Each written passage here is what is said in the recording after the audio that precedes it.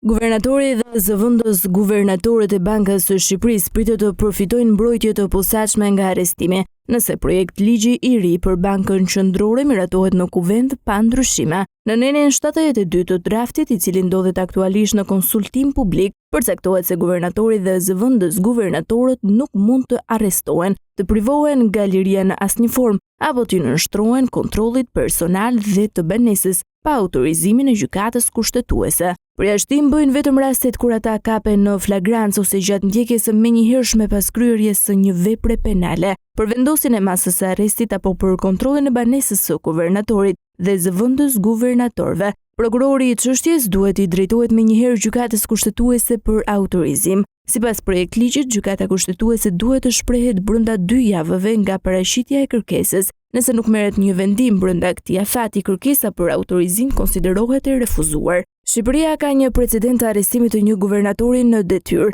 Në shtator të vitit 2014, ish guvernatori Ardian Fullani u arrestua në akuzën e shpërdorimit të detyrës pas skandalit të përvetësimit të 713 milion lekëve në departamentin e emisionit të monedhës në Bankën e Shqipërisë. Aktualisht, legjislacioni shqiptar parashikon imunitet për presidentin e Republikës, kryeministrin, ministrat, deputetët dhe gjyqtarët e gjykatës kushtetuese. Për shumicën e këtyre funksionarëve, autorizimi për heqjen e imunitetit jepet nga kuvendi. Përjashtim bëjnë presidenti i Republikës, për të cilin vendimi i parlamentit duhet të konfirmohet nga gjykata kushtetuese, si dhe gjyqtarët e kësaj gjykate për të cilët autorizimi jepet nga vetë gjykata kushtetuese.